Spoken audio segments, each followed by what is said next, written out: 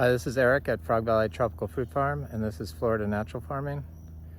Today I'm going to, it's really thick in mosquitoes today. Today I'm going to do a video on transitioning from a watering system to a dry farm system. So shutting off water to your, in our case, tropical fruit trees, and just relying solely on what the rain provides is dry farming. And we've been doing it successfully for 13 years in Florida. So I'm standing in front of this Bruni dragon fruit. It's the red flowered dragon fruit. Not white, they're usually white flowers, but it has a green fruit that's ripe. And I got some very nice sized fruit off this, and there's some more up there, which I need to get because it was so good. It was as good as the giant purple sweet variety and as sweet as the giant yellow variety. I also have a seed grown of the giant yellow variety that's finally starting to take off. This is the original vine of the Bruni, and it looks like it's pretty much dead, but it's growing down from the top of this palm tree. I found that palm trees are ideal for the dragon fruit because they get protected from the heavy rains, and they set a lot of fruit this way. As long as there's no other vines growing on the palm tree, they do really, really well. And once they get down low enough, they're very easy to pick. So it's getting ready to do some more bloom. And what an amazing dragon fruit Bruni is. It's white flesh, it's super sweet, it's fairly good sized. I thought it was a small variety, but it's about the same size as Voodoo Child, which is, you know, it's substantial enough. It's not a giant purple one or a giant yellow one, but it's good. So we've been dry farming here for 8 years. For about 9 months, I relented and connected some of our trees to water, our aquifer artesian well water, and it started causing all kinds of issues, death and fungal issues in our bananas. So we stopped doing it. It's been about 6 years since we haven't watered anything again here. But most of our trees have never been connected to water. I don't water trees in when I plant them. Sometimes I have been known to do that if I buy a tiny little nursery tree from, say, like Bellamy, and it's in the middle of a drought. I have been known to water them just until the rainy season starts. I understand that there's no need to let your tree die, and it seems like little trees sometimes can get affected by drought conditions if they've been started conventionally. So they've been using water-soluble industrial fertilizers, and so they're just used to getting everything they need, and they're not adapted to grow naturally, and they really don't have the built-in microbiology in the rhizosphere to have all the tools that they need to combat abiotic stress like drought. So I've also been having more than one comment on people wanting to know what do I think about I think it's Fred Smith way of farming or growing, where he starts seeds in a poor nutrient depleted substrate, and then starts them that way, and then I don't know, I've never watched this stuff, and then moves them over to a rich soil and they just take off. We naturally farm here, so our soil is naturally poor, but a lot of these tropical fruit trees won't even germinate when I direct sow them, if I direct sow them in like the worst spots in our yard, because the worst spots in our yard are generally very high in phosphorus, and phosphorus prevents the uptake of calcium, and you need calcium in order for all the other nutrients to work correctly. So for us, we have to, these tropical fruit trees that come from rainforest pretty much, they pretty much all need to be started in some sort of good growing medium, and compost I found is ideal for it. And then if I do transplant them over, I do it bare root, and I found that after they get established, like a couple months, if I put a pile of compost next to them, a big pile, you know, our daily compost, that's what that is. So not a huge pile, but a pile. It's basically like his system where he gives them a lot of nutrients. So this was a direct sowed cashew seed. It's a seedling, a little over a year old. And it's like so much bigger than all the rest. But I experimented and gave it a pile of compost. So I gave it rich soil after it had been started in our what's Florida nutrient poor soil. And if you're dry farming and you're naturally farming, the nutrients aren't always available to the plant because they rely on the soil solution, which happens when it gets wet, and to get nutrients to move through the soil. So I can see where it could work, but it's kind of, I don't know, it's just, I think it could work sometimes, but I don't think it's a foolproof way. I'd much rather inoculate my seeds with compost and direct sow them in the ground. And then if I want to rush them along, I can put a pile of compost. It's pretty much what they're doing, right? I don't know, I haven't watched the videos, but so this tree just grew like 10 times faster than all the others that I never gave a pile of compost to. It's only a year old, it's flowering in under a year. So the compost works with the zebu manure. I know a lot of people don't. My last video was on cow manure, pretty much, being the gold standard of nutrients for soil, for plants. And you can start all these tropical fruit tree seeds in pure zebu manure, except for maybe mangoes might have an issue. I don't know. I've never done a mango in pure zebu manure, but I've started plenty of others, and I couldn't tell a difference between the biodynamic compost and the pure rehydrated cow manure. So here's a star apple. So when I experimented, after we connected our trees to water, it's a transition period between drought and water state. So a constant water state and then a drought state for these trees. And I had to tell my partner to please have faith in the tree's ability to function naturally here. I mean, Florida is Florida for a reason. We've got a super high water table. Everything seems to grow here. I planted all these trees without ever watering them in, even the nursery grown mango trees. And the nursery grown mango trees here had never been connected to water. So they've been dry farmed ever since we got here. And I've never had one mango die from drought, ever. So, there's other reasons that can prevent your tree from being able to transition to a dry farm situation. And that could be fertilizers. So if your tree has been given like Osmocote or, slow release fertilizers or any fertilizers, water soluble fertilizers, industrial fertilizers, even Hollytone, and then you dry farm it, and that fertilizer is still in the pot of the root ball of the plant, it's going to burn your tree, and the tree is probably going to die.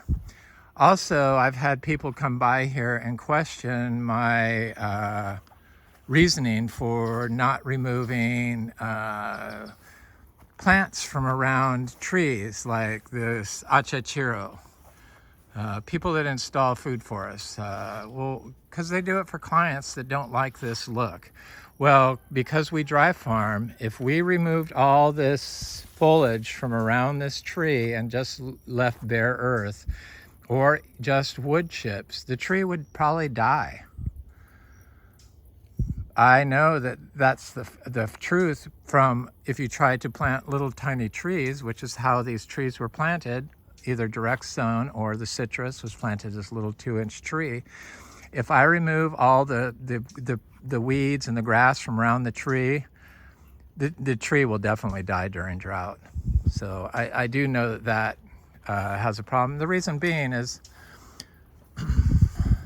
that those weeds hold water in the sand, carbon in the sand. They hold 8 times their weight, at least 8 times their weight in water in the sand. Plus they are full, their root zone is full of microbial life that can transfer from the grass to your tree and have a symbiotic relationship with your fruit tree to promote growth and enhance its ability to grow naturally and sustain itself even during times of drought, and that's dry farming. So when we were here about 2 years, and then my partner's like, whoa, stuff's not growing. We had all mowed lawn, and I did wood chips around the trees, and we stayed that way, and I wasn't watering anything. He goes, why aren't the trees growing? And it's like, he's like, we need water. So we put a well in, artesian well.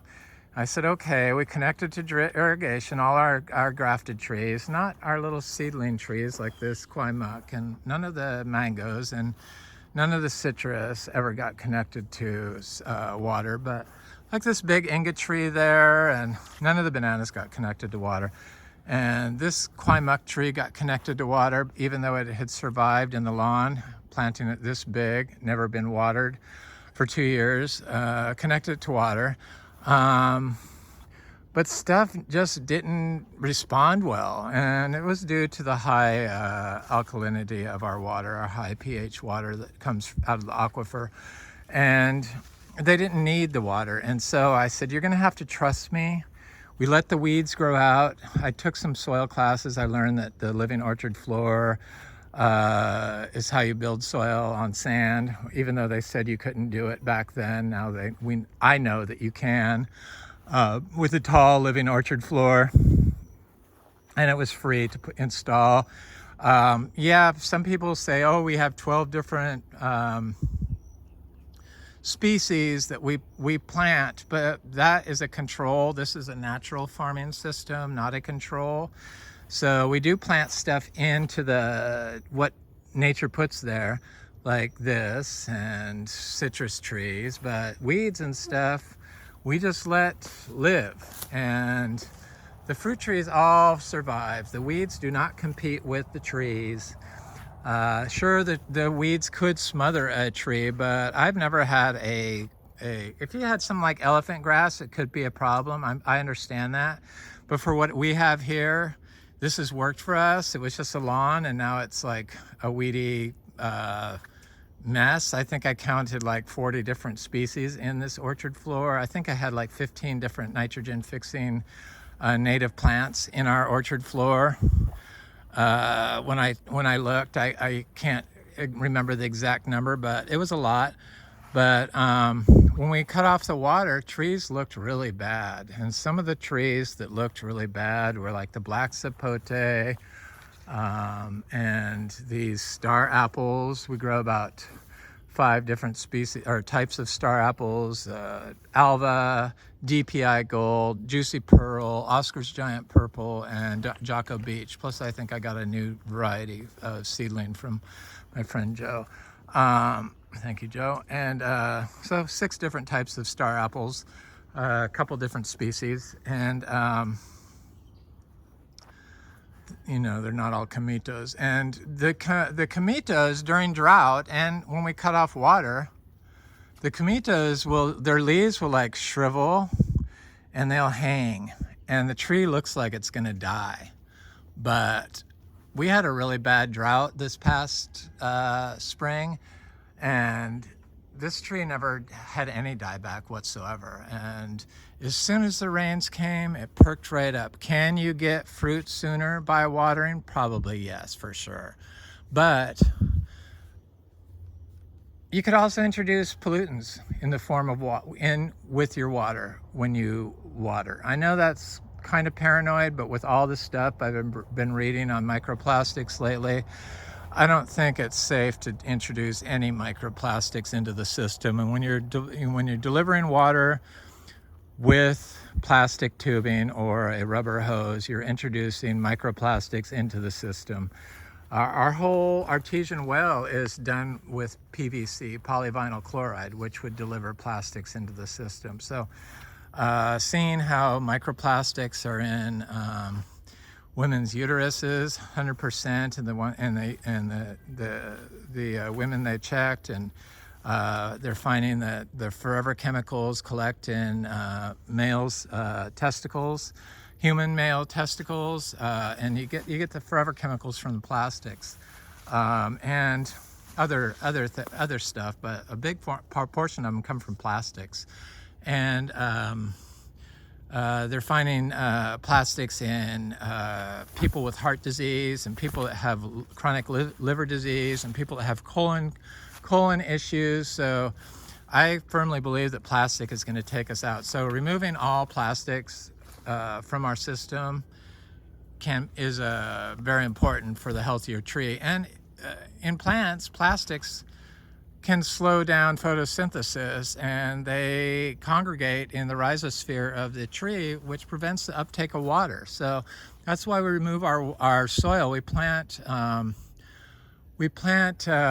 trees bare root when we plant little seeds, even little trees, even our own fruit trees that we grow in our compost that we make.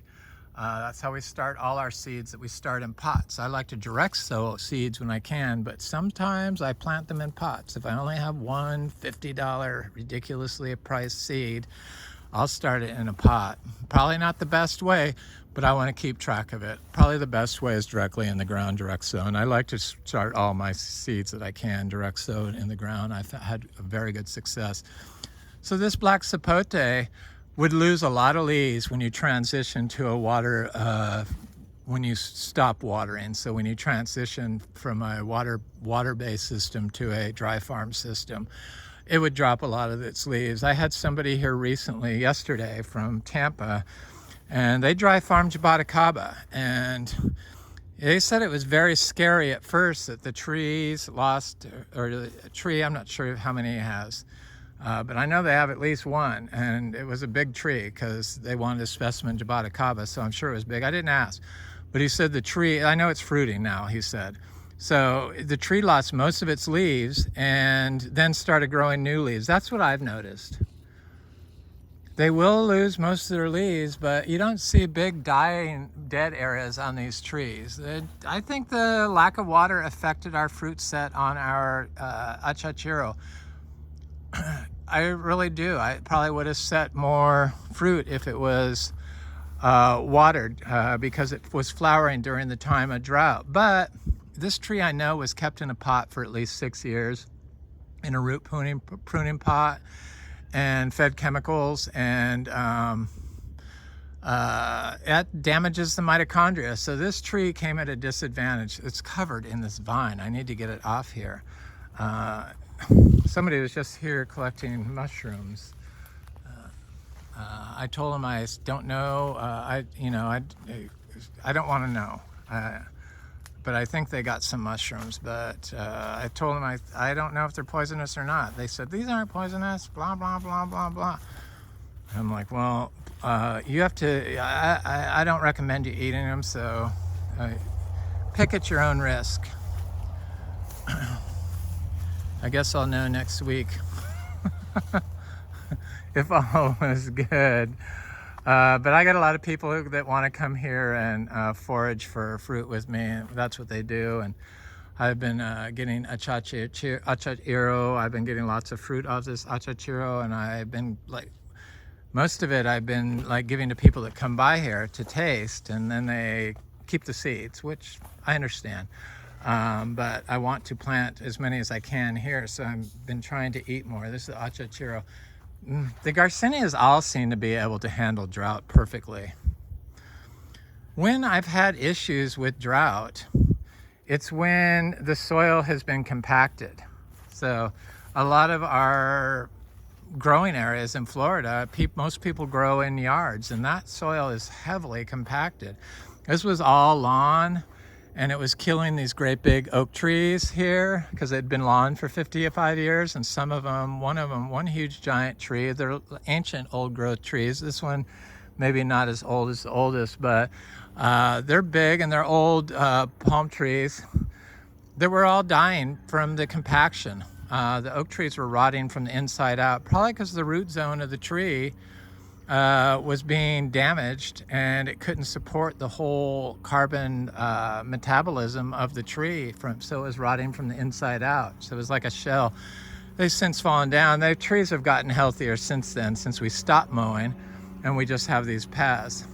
Here's my dragon fruit I need to plant. 15 different types of dragon fruit on my palm trees, but I'm going to look at some of these little seedlings I just planted, and I haven't watered. It hasn't rained, and I didn't water any of them in, and I just want to look at them just to get an idea of how they're doing without any water. I could see that the ground's dry. It's uncharacteristically dry for this time of year. So here is the little alva seedling, and it looks great. So this one I started in our own compost. That's what this is. Our compost aggregates, that's what that is. That's a sign that your compost is good. So when it forms little balls when it dries out, it's just soil, but that's what miniature zebu manure does. It will all aggregate like that. It's basically pure humus. But this little DPI Gold looks so incredibly healthy, and it hasn't been watered. And then I got this little seedling that wasn't started in my compost from my friend Joe, that I planted right near it because I thought I want it to cross with the other star apple. So I wanted it close together, and it's either a green or a purple. I forget what he said it was, but it maybe if you're listening you can tell me what it is, Joe. I forget, but it doesn't seem to mind, but it does make a difference if you plant them bare root. So I get rid of other people's soil because it looked like it was coco coir. I'm not sure, nothing against how you grow. I just think everyone needs to grow in their own compost they make. I didn't tell people how to make compost. There's so many ways that you can make compost.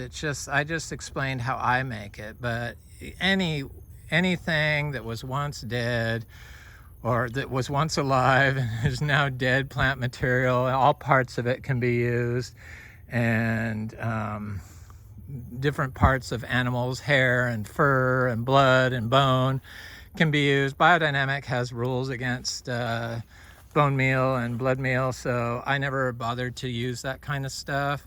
But I know people that do, and fish emulsion and blah blah blah, but there's a general consensus that you have to have a certain amount of carbon, meaning plant material, with a certain amount of nitrogen, meaning like manure or something like that. So it's like 60-40 or something like that. I don't know exactly, but there is a number where it speeds up and breaks down quickly. I don't think you have to follow those rules, but it's a good starting point to look up. So yeah, I just throw, if I see a peat or a coco coir, I throw it away, or definitely any nursery soil I throw away. But my own compost, which is started on the ground here at the farm, which is what that compost pile was next to that little cashew tree that I said grew super fast after I gave it better nutrients. I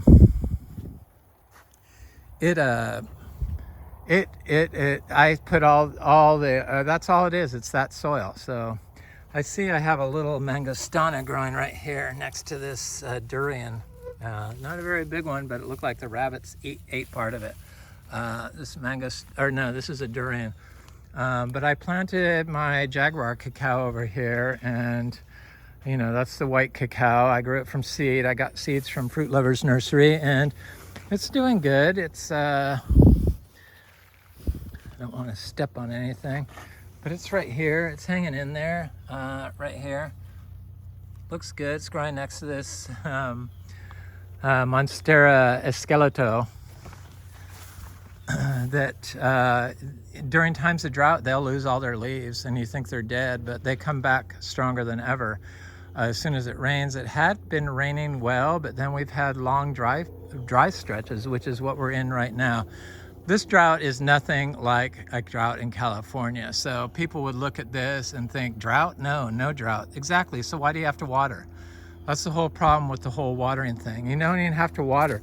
Somebody thankfully said they must teach like landscape architecture or something like that, or be involved in college level education of landscape design or something, because they said that students are obsessed with installing irrigation plans. So they drop these big plans, I guess, of ornate irrigation systems.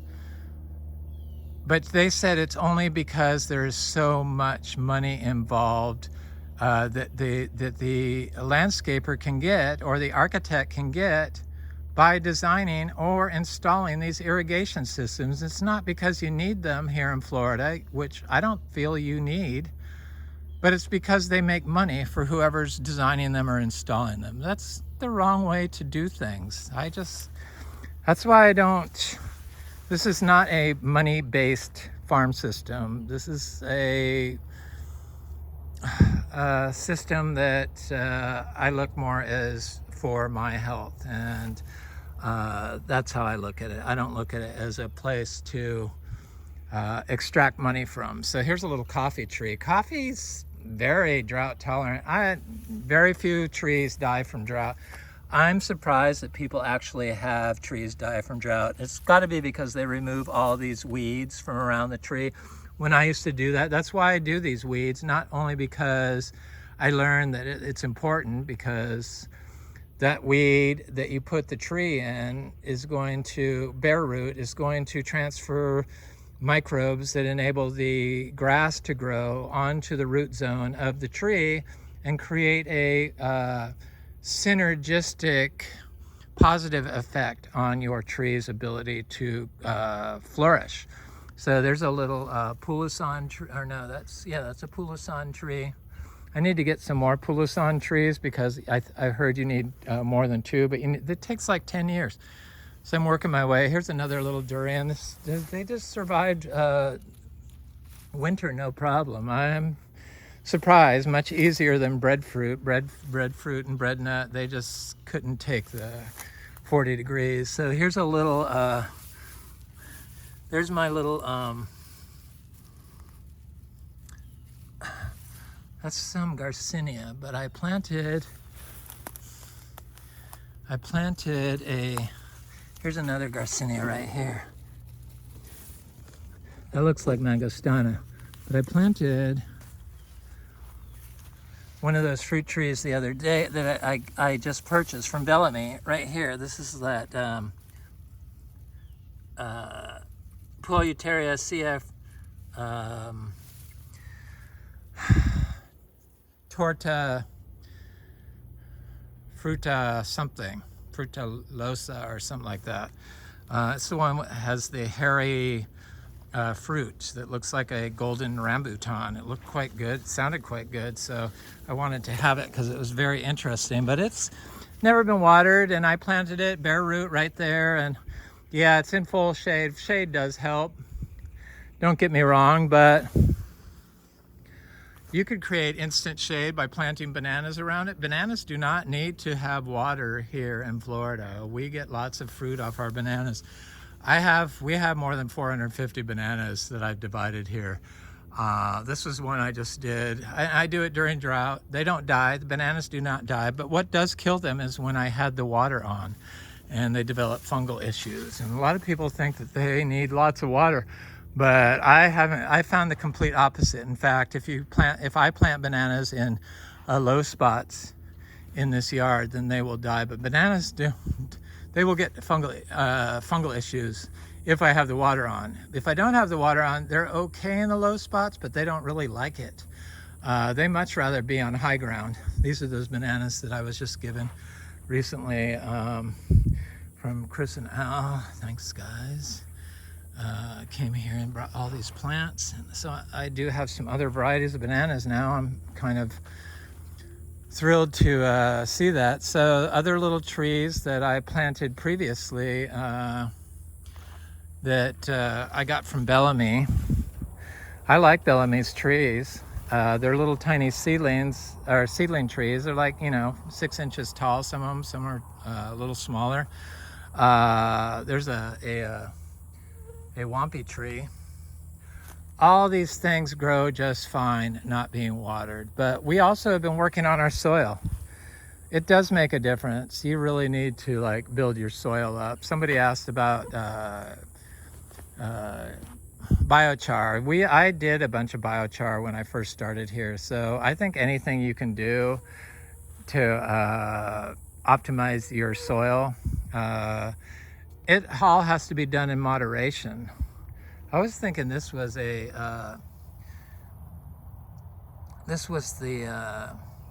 Plinia inflata, but it's looking more like a soursop growing right next to this little citrus. A little citrus I planted when it was this big. I start citrus in pots because their seeds are so small. This is that Polyuteria macrophylla. It looks really good. That's a new leaf on it. And there's some little garcinias planted next to it. Garcinias, they all seem to do good. The only thing that really is a damage to garcinias is rabbits and moles probably. But I haven't noticed that they get damaged by drought. Sometimes if you have them planted in a poor soil area, so a soil that doesn't have a good cover like this, and it has big open areas of just white sand that's kind of compacted, their leaves will get very chlorotic looking. A lot of people think that that's from nitrogen, but no, that's from phosphorus. That's a nutrient lock caused by phosphorus. That's what that is. Usually as soon as it rains, it will stop. Even large garcinias will get that. A lot of times people that give nutrient recommendations just visually looking at something say, oh, that needs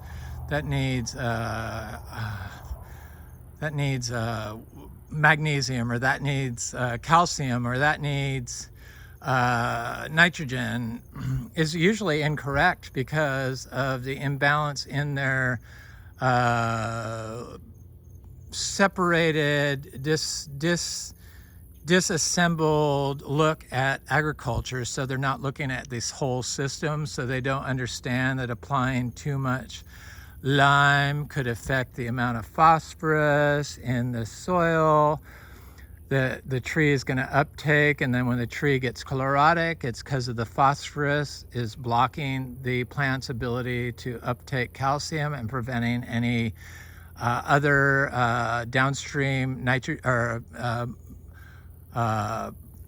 nutrients from being absorbed by the plant. Because if it can't uptake calcium, it can't uptake pretty much any nutrient correctly, no micronutrients. So it's going to show as a chlorotic leaves. And I know I've seen that plenty of times on palm trees. And yeah, it's definitely a nutrient imbalance, but the nutrient that you over apply is probably going to have a downstream effect on other nutrients. So it's going to put other nutrients out of balance. It's just like our own system. You have to look at the whole system. So rather than separating each nutrient out, you should focus on the soil. And so any little thing that you can do, like biochar or a little chop and drop, a little, yes, in moderation, yes, a little cow manure, yes, a little earthworm castings, yes, a little compost, yes, but all mixed together. Somebody said it's not just the cow manure, it's all the animals. Yes, it is. And we have a whole lot of life here that do a lot of pooping and eating of plants, rabbits and birds and hawks and owls and moles and snakes and lizards and frogs and bobcats. So we do have a lot of other animals here that move through our system. Bugs. They figure a lot of the original molecule in the soil aggregate is either from fungi or insect. So all that stuff, all these bugs the people don't want in Florida, that I don't really like, biting on my arms while I'm doing this video and biting on my face that's not covered, actually poop that turn into soil aggregates. So it's all connected, everything is connected. So citrus is another tree that for some reason they're trying to figure out how to stop greening. Well, we figured it out. People don't really seem that interested. If you're watching, you do, obviously, but the people that really have the power to make the difference, they don't want to see it. This system they can't charge for. So the weeds, the non-watering, the natural system, the natural healthy clean inputs enable you to grow healthy citrus. This is a seed grown citrus. We grow 15 types of species of citrus here, from finger lime to pomelo. And this is one that just started fruiting this year, and we don't have greening. We have some leaf miner, but I do know that if I put a pile of compost here, the leaf miner would disappear and this would like get a lot of leaves on it. So I keep saying I need to do that, but I haven't done it. I need to do that. Like yesterday, I need to do that, and so I can show in a month what it looks like, or 2 months, the difference. Maybe I'll do that in my next video. I'll have applied some because it does work, and I found that that is a sure way to get rid of leaf curl, leaf miner, which doesn't seem to really affect the tree. It just looks ugly. And provide the tree with some nutrients. It's obviously needing a nutrient. I found that, you know, water, everyone thinks, oh, you should see my plants that I water, how fast they grow. That's not indicative of a healthy plant, fast growth. It's sure, if it fruits and everything, it's, yeah, you're gonna get fruit and you're able to make money quick, but chances are that your tree is not going to survive long-term, which I want from these trees. I want slow and steady. And I also know that if I put a pile of compost next to a tree and don't water it at all, the tree will have explosive growth too. So I just only have 365 days of compost that I get a year. So look at these Garcinia trees. They never show any drought stress. A couple will, achachiros, and then I had a Garcinia hombromiana, the seashore mangosteen, the celebica, that did show a couple of leaf tip burn, but they overcome it, and usually what doesn't kill them makes them stronger. It's always not going to look better, but we leave this so that I could tell the health of our system, and if this is staying green, chances are that's going to stay green. I think that most of our problems this past spring, because we did have some unusual die-offs of small oak trees right here. I mean, they're coming back, but there's natives. You think that they would survive, but no, they didn't. But I know that the neighbor on the east side of us, there's a ditch between us.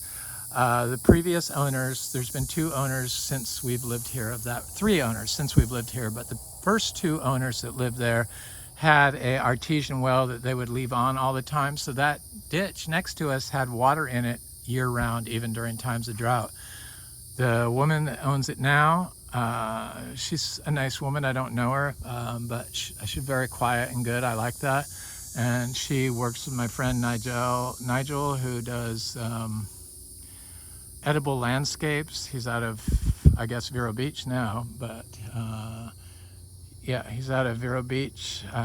Nigel Baggerly. She consulted with him, and he's been working with her, and he hasn't mentioned her since then, but I know that he's done some work for her, but he comes over here for seeds. She's nice, but she turned the water off, and I noticed the ditch dried up, and that affected our system. What the neighbors do can affect your system, so that everyone that lives in like with small lots, if your neighbors are all watering, you definitely don't have to water. Tap into their water. Of course, if they're using shallow wells and everyone's on septic, chances of the water being polluted are, they have to be. You just can't get away from it. That's why they tell you not to drink the well water. We drink our well water here. We do filter it. But it still has a little slight discoloration to it. But we do a carbon filter, a treated, or what are those carbon filters? An advanced carbon filter, and then we do a reverse osmosis on it, and then we structure our water and before we drink it. And we've been drinking it for a long time. I feel very healthy. The structured water seemed to make a world of difference. So this honeybee hive is just incredible. I want to go over and look at trees that didn't do well from the drought, but it was because of compaction. Look at this honeybee hive in that tree. It's right there. Oh my God. It's amazing. Wild honeybees, I love it. Things are looking good here. I'm just gonna look at this inga tree. So we have one inga tree. I know that this was like one of the worst compacted spots of our yard. And when there's a drought or a freeze event, this tree always suffers. And it's from compaction. So I understand people that have issues with compaction, but I also know that if I would have planted like a clump of bananas around this tree, so like 3 or 4 different bananas very close to this tree, it probably would have helped the compaction and this tree would have been a lot bigger. So I'm still learning. I do give this tree compost, that's what that is, but all this dead is from the drought from the spring. But it didn't kill the tree. I've never noticed a tree that's of any size die from drought. Ever. Little tiny trees that you buy from a nursery, yes. Our little trees, no. Usually if they die, it's because there's no growth around them, or you just have wood chips, or you have a mole underneath the tree eating the plant from below ground, a mole or some other below ground root eating varmint. So this is santal tree. This tree should be huge. Our other santal trees are huge, but because this is a compacted area, same thing. If the dry farming didn't seem to affect this tree, but it did lose most of its leaves. A lot of trees will lose their leaves during drought, but it never got any dieback like the Inga. Usually they don't get dieback. But if I had planted bananas all the way around this, guaranteed this tree would be 50 feet like our others. Cherry of the Rio Grande, she will lose some leaves. They can lose a lot of their leaves during drought. But this thing's been producing fruit nonstop. I have been getting fruit off of it every day. I didn't know they continuously fruited like that.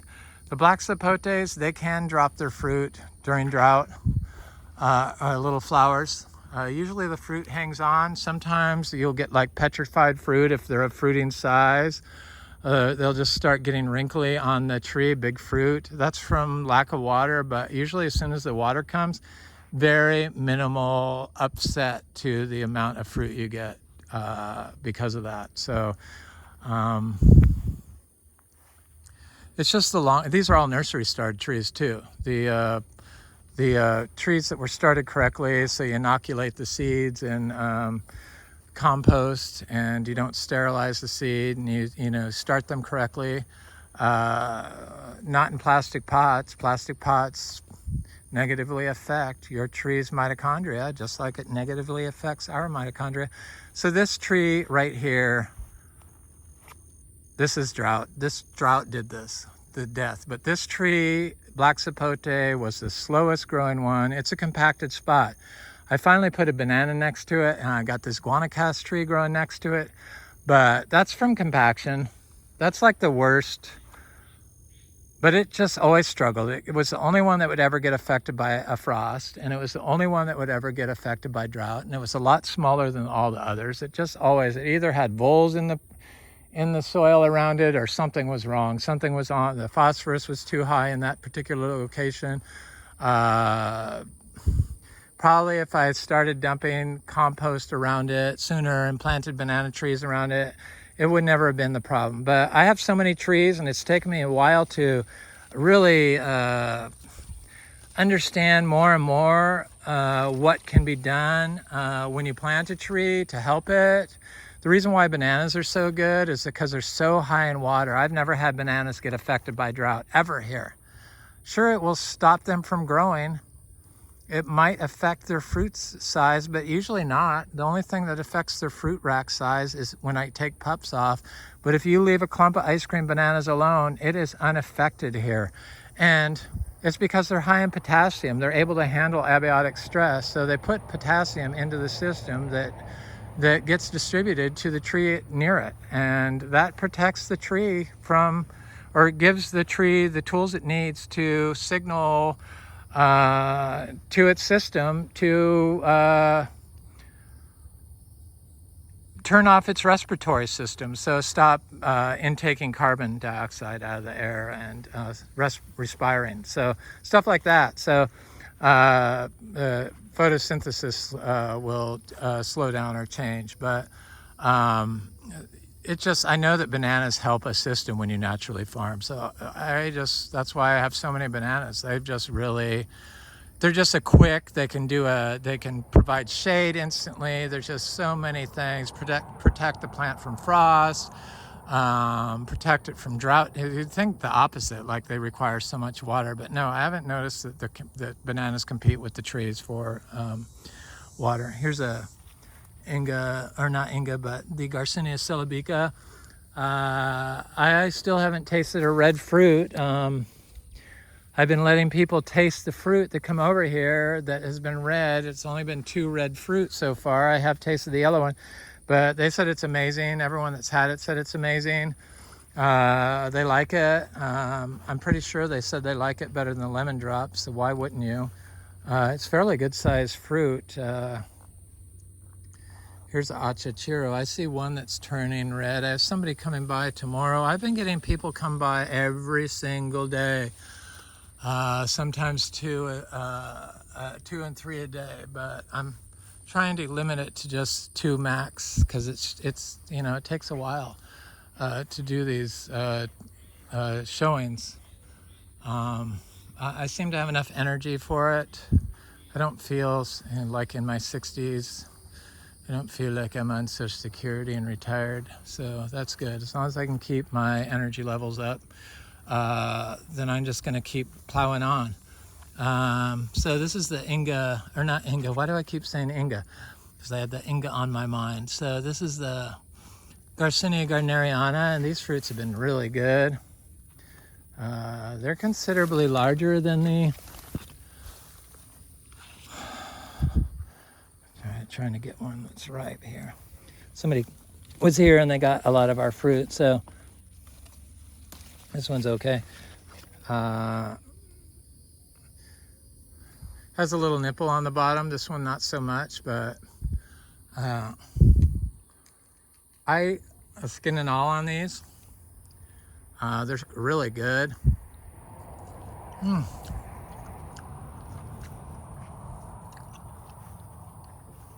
They're tart, but they're a good tart. And they produce a lot of fruit all year long. Continuously fruit. Here's that intermedia.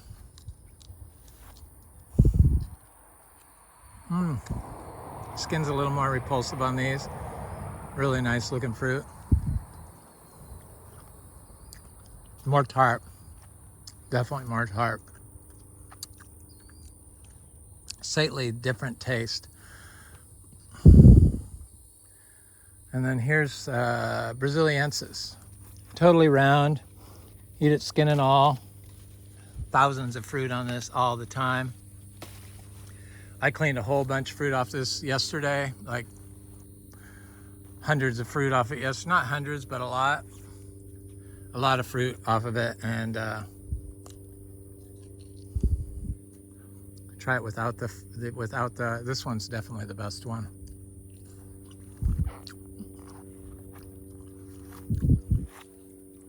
Yeah, Gardneriana is pretty good too, though. They're okay.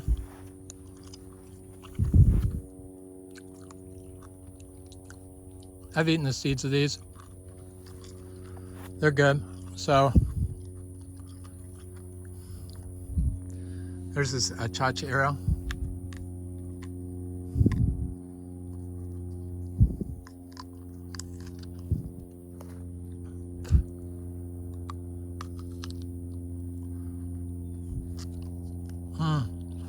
Chachero is so good and delicious.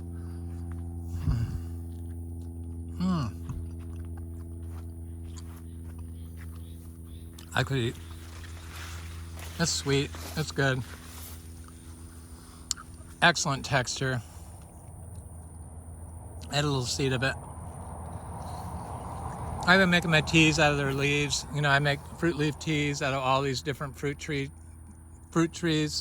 I get at least, I always say 40, but I know I get 50 different fruit trees, and you know, like ginger leaf and lemongrass leaf and leaf of the bidens, Spanish nettle, and leaf of this, and leaf of like one pine needle leaf, and one oak tree leaf, and you know, sapodilla leaf, mango leaf, you name it, fruit tree leaves, cashew leaf, and banana leaf, heliconia leaf, and I mix it together, and I do it in hydrogen water, so structured water, and I swear by that tea. I'm not a doctor, but it's helped me.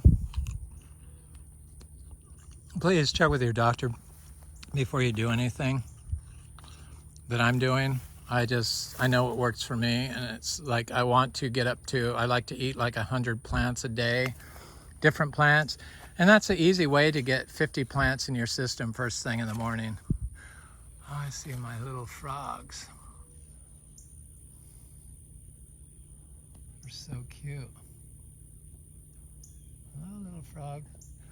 Yeah, people used to spray. I think I don't follow mainstream tropical fruit forum sites anymore, just because I know the main one is like pro-chemical, and you know, they used to always insist that you spray your mangoes with copper and sulfur like every other week or whatever. The copper would kill all the frogs, so you're really putting your tree at a disadvantage in your own health, and you're going to uptake those nutrients, and it's going to put your soil system out of whack when you do stuff like that. So the overuse of copper, that's a heavy metal, not only kills all aquatic life, including frogs, but it also causes cognitive decline in us when you consume the food, and definitely it winds up in the soil and gets uptaken by your tree. So I just would never do it. I wouldn't eat fruit from nurseries. They don't grow regeneratively. If you're eating fruit out of plants that are grown in black plastic pots, fruit and stuff, you're consuming microplastics and forever chemicals when you do it. So I just don't do it. And I'm not saying it's wrong. People are so unaware of what's healthy and what's not. That's why I do these videos. I want to help people try to understand what's going on and to maximize the health of Florida, because Florida needs our help, and it's pretty much getting destroyed at a rapid rate, and people seem to be wanting to grow food forests and on small lots, and we need to get whole neighborhoods to grow food forests, because I think that's the only way to get these small lot food forests to work, is if you have all your neighbors on your block, or at least half of them doing food forests too. Then it could be done, and everyone could have fruit year round, and it could really change Florida. Florida could be known as the breadbasket, tropical fruit breadbasket of the world, but we disengage ourselves from nature here in Florida, and what was once probably the most biodiverse spot in North America I'm not sure if it is anymore. It could be, but it's super polluted, and it doesn't have to be. And if all these other species of plants can grow here,